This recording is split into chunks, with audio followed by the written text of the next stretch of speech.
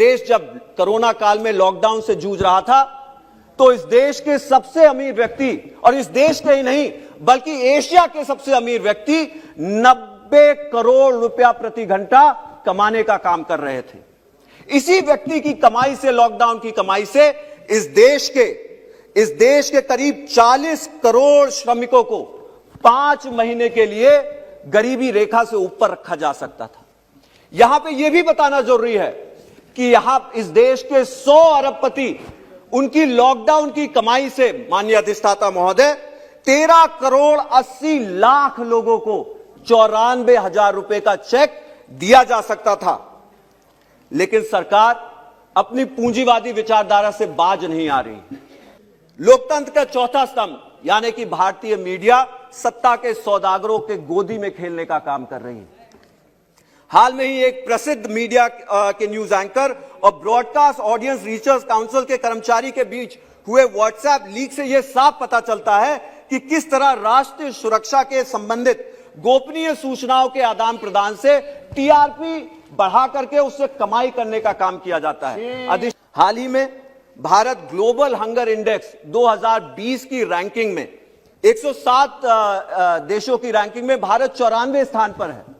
अधिष्ठाता महोदय, मैं यहां पे ये बताना चाहता हूं कि हमारे देश में जो दुनिया की 5वीं सबसे बड़ी अर्थव्यवस्था है, 5 ट्रिलियन डॉलर की बात करने का काम करते हैं, उसी देश में 20 करोड़ बच्चे और गर्भवती महिलाएं और नई माएं अभी भी कुपोषण का शिकार है, जो कि एक अत्यंत ही निंदनीय चीज है। और जैसा कि हमने देखा है लॉकडाउन के समय, चाहे हाथरस का मामला हो और चाहे वो लॉकडाउन के समय घरेलू हिंसा में बढ़ते आंकड़ों का मामला हो, महिलाओं की स्थिति बद से बदतर हुई है और यह सरकार सिर्फ और सिर्फ जुमलेबाजी करने का काम करती है। सबसे पहले कल उत्तराखंड में हुई घटना पर जो हमारे देश के तमाम नागरिक जिनकी जान चली गई है, उनके परिवार के प्रति मैं अपनी संवेदना और अपनी पार्टी की और बहन कुमारी मायावती जी की संवेदना को यहां पे व्यक्त करना चाहूंगा। और माननीय अधिष्ठाता महोदय, मैं अपना भाषण एक 6 पॉइंट एजेंडा के तहत यहां पे प्रस्तुत करना चाहूंगा। सबसे पहला मेरा मुद्दा है किसानों के बीच पलते हुए आक्रोश को लेकर के। माननीय अधिष्ठाता महोदय, ये अत्यंत ही निंदनीय है कि पिछले कुछ महीनों से इस देश में 3 किसान विरोधी कानूनों के विपक्ष में, विरोध में जो धरना प्रदर्शन चल रहा है, उसमें बैठे अन्नदाताओं को कुछ छुटभइये नेता आतंकवादी घोषित करने का काम करते हैं। यहां यह जानना अत्यंत ही जरूरी है अधिष्ठाता महोदय कि हमारे इन किसान आंदोलनकारियों को, जो एक शांतिपूर्ण प्रदर्शन कर रहे होते हैं, इनके बीच में कुछ नकाबपोश जो लोकल स्थानीय लोग बन करके आते हैं और पुलिस की नाक के नीचे एक शांतिपूर्ण प्रदर्शन को हिंसक बनाने का काम करते हैं, ताकि सरकार के पक्ष के प्रति सहानुभूति आम जनमानस में पैदा हो। माननीय अधिष्ठाता महोदय, मैं यहां यह बताना चाहता हूं कि लाल किले पे हुई जो अप्रिय घटना हुई है, इसकी हम सब निंदा करते हैं, लेकिन यह लालछन किसानों पे लगाना कि उन्होंने तिरंगे का अपमान किया है, मैं आज इस सदन को बताना चाहता हूं कि इसी तिरंगे में लिपट करके इन्हीं किसानों के नौजवान बच्चे बच्चियों का शव वापस लौटता है सरहदों से। माननीय अधिष्ठाता महोदय, मैं ये कहना चाहता हूं कि आज किसानों के ऊपर लालछन लगाने की बजाय बहन कुमारी मायावती जी का जो अनुरोध रहा है और जो बात कही है उन्होंने कि हमें किसानों की बात सुननी चाहिए, उनसे वार्तालाप करनी चाहिए और उनके जितने भी मुद्दे हैं उनको सुनकर के इन 3 किसान विरोधी कानूनों को वापस लेने की जरूरत है। अधिष्ठाता महोदय, मेरा दूसरा मुद्दा बेरोजगारी को लेकर के है। इस देश में 3 प्रकार की बेरोजगारी है। एक ऐसी बेरोजगारी जो आम होती है, नौकरी न मिलने की वजह से होती है। दूसरी ऐसी बेरोजगारी जिसमें किसी एक कार्य में जरूरत से ज्यादा लोग कार्यरत होते हैं, जिसे डिस्गाइज्ड अनएम्प्लॉयमेंट कहा जाता है। और एक तीसरी ऐसी बेरोजगारी जिसमें किसी भी व्यक्ति, कोई भी व्यक्ति अपनी योग्यता से नीचे का काम करने के लिए मजबूर होता है। ये तीनों बेरोजगारी हमारे देश में व्यापक है। ये हमारे देश के बुनियादी मुद्दे हैं और इससे हमारा देश जूझने का काम कर रहा है। एक समय था जब यह सरकार वोट मांगने के लिए कहती थी कि हम 2 करोड़ नौकरियां प्रतिवर्ष देने का काम करेंगे। आज कहीं ना कहीं इन्हीं बुनियादी मुद्दों से सरकार ने अपने हाथ को धोने का काम किया है। आज इन मुद्दों पे कोई चर्चा नहीं होती है।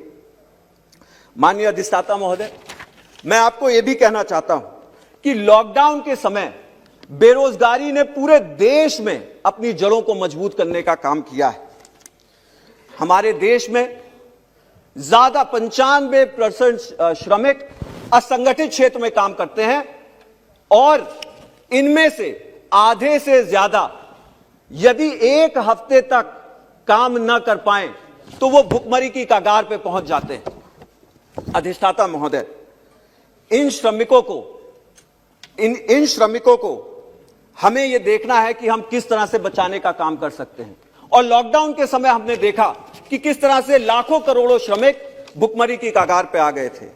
और इसी बिंदु के मद्देनजर रहते हुए माननीय अधिष्ठाता महोदय, मैं इस देश में फैली आर्थिक असमानता पर प्रकाश डालना चाहता हूं। हमारे देश में 2 प्रकार की महामारी देखने को मिली। एक ऐसी महामारी जो करोड़ों गरीबों की महामारी थी और एक ऐसी महामारी जो चंद अमीरों की महामारी थी। यह कितनी बड़ी विडंबना है, यह कितनी बड़ी विडंबना है कि इस देश जब कोरोना काल में लॉकडाउन से जूझ रहा था तो इस देश के सबसे अमीर व्यक्ति, और इस देश के ही नहीं बल्कि एशिया के सबसे अमीर व्यक्ति 90 करोड़ रुपया प्रति घंटा कमाने का काम कर रहे थे। इसी व्यक्ति की कमाई से, लॉकडाउन की कमाई से इस देश के करीब 40 करोड़ श्रमिकों को 5 महीने के लिए गरीबी रेखा से ऊपर रखा जा सकता था। यहां पे यह भी बताना जरूरी है कि यहां इस देश के 100 अरबपति उनकी लॉकडाउन की कमाई से, माननीय अधिष्ठाता महोदय, 13 करोड़ 80 लाख लोगों को 94,000 रुपए का चेक दिया जा सकता था। लेकिन सरकार अपनी पूंजीवादी विचारधारा से बाज नहीं आ रही। आज भी सरकार ने पिछले कुछ सत्रों में श्रमिक कानूनों को पास करके, 3 किसान विरोधी कानूनों को पास करके इस देश में बढ़ती असमानता को, उसकी खाई को और गहरा करने का काम किया है, उसको खोदने का काम किया है। मैं इसी असमानता को लेकर के भारत में शिक्षा की विसंगतियों को भी कोरोना काल के समय में, जिससे पर्दाफाश करने का काम कोरोना काल ने किया है, उस पर चर्चा करना चाहता हूं। जहां देश के चंद अमीर बच्चे अपने स्मार्टफोन, लैपटॉप और उसके साथ साथ आईपैड के साथ पढ़ाई करने का काम कर रहे थे, अपने ऑनलाइन क्लासेस में व्यस्त थे, वहीं देश के करोड़ों गरीब बच्चे इन्हीं आधुनिक यंत्रों के अभाव में अपना जो है शैक्षिक कार्य, अपना शैक्षिक वर्ष गंवाने का काम कर बैठे हैं। इसी के साथ साथ हमारे SC ST समुदाय के 60 लाख से अधिक SC समुदाय के बच्चे 14 राज्यों में उनकी जो है छात्रवृत्ति अभी तक लंबित है।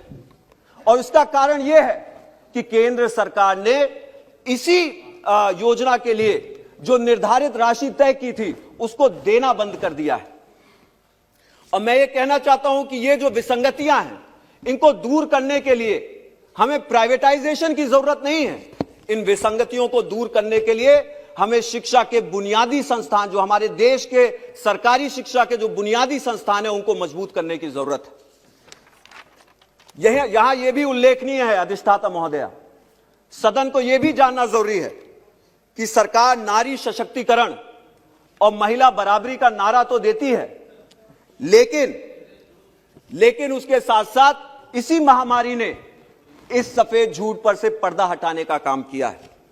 कोई भी आपदा, चाहे वो आर्थिक हो, चाहे वो स्वास्थ्य संबंधित हो और चाहे वो पर्यावरण संबंधित हो, महिलाओं को और बच्चियों को इन आपदाओं का सबसे ज्यादा नुकसान उठाना पड़ता है। और इन आपदाओं से उभरने में भी सबसे ज्यादा समय महिलाओं और बच्चियों को लगता है। हाल ही में भारत ग्लोबल हंगर इंडेक्स 2020 की रैंकिंग में 107 देशों में से 94 स्थान पर आया है, क्योंकि दुनिया की I have some time. No you don't have, आपके यहां से 3-4 नहीं तो ठीक है, मैं 2 मिनट और लूंगा अधिष्ठाता महोदय, बस 2 मिनट और। 107 देशों की रैंकिंग में भारत 94 स्थान पर है।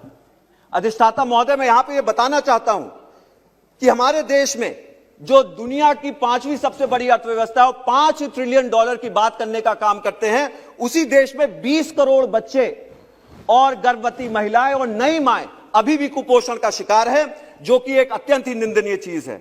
और जैसा कि हमने देखा है लॉकडाउन के समय, चाहे हाथरस का मामला हो और चाहे वो लॉकडाउन के समय घरेलू हिंसा में बढ़ते आंकड़ों का मामला हो, महिलाओं की स्थिति बद से बदतर हुई है और यह सरकार सिर्फ और सिर्फ जुमलेबाजी करने का काम करती है।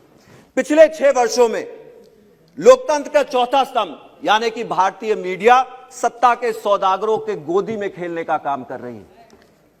हाल में ही एक प्रसिद्ध मीडिया के न्यूज एंकर और ब्रॉडकास्ट ऑडियंस रिसर्च काउंसिल के कर्मचारी के बीच हुए व्हाट्सएप लीक से यह साफ पता चलता है कि किस तरह राष्ट्रीय सुरक्षा के संबंधित गोपनीय सूचनाओं के आदान प्रदान से टीआरपी बढ़ा करके उससे कमाई करने का काम किया जाता है। अधिष्ठाता महोदया, ये देश की संप्रभुता के साथ एक बहुत ही बड़ा खिलवाड़ है और इस पे जरूर चर्चा होनी चाहिए और उस पे जांच बैठनी चाहिए। वहीं दूसरी तरफ जहां बाबा साहब B.R. अम्बेडकर के संविधान में दिए गए अधिकारों, संविधान में दिए गए अधिकारों को लेकर के जो कुछ पत्रकार, शिक्षक और सामाजिक कार्यकर्ता सरकार के खिलाफ आवाज उठाते हैं, उनके कामों की आलोचना करते हैं, तो उनके ऊपर कठोर से कठोर कानून, चाहे वो देशद्रोह के या यूएपीए के कानून हो, लगा करके उनके ऊपर जो है तमाम उनकी आवाजों को बंद करने का काम किया जाता है। मैं यहां पे अपनी बात चंद शब्दों में खत्म करने का काम करूंगा। यदि सरकार अपने कार्यों को लेकर के सच में विश्वास से पूर्ण है, सच में सशक्त है और सच में सामर्थ्य है, तो आखिर वो इन आलोचकों से क्यों डरती है। अंत में अधिष्ठाता महोदया, मैं अपनी बात खत्म करने से पहले यहां पे कुछ पंक्तियां एक कविता वीर से कहना चाहूंगा। सच है विपत्ति जब आती है, और ये कविता उन किसान भाइयों के लिए है और उन नौजवान साथियों के लिए है जो सीमा पे डटे हुए हैं, चाहे वो दिल्ली की हो और चाहे देश के सरहद की हो। सच है विपत्ति जब आती है, कायर को ही दहलाती है, सूरमा नहीं विचलित होते, क्षण एक नहीं धीरज खोते, विघ्नों को गले लगाते हैं, कांटों में राह बनाते हैं। आपने मुझे बहुजन समाज पार्टी और बहन कुमारी मायावती जी का पक्ष रखने का समय दिया, इसके लिए मैं आपका आभारी हूं। धन्यवाद।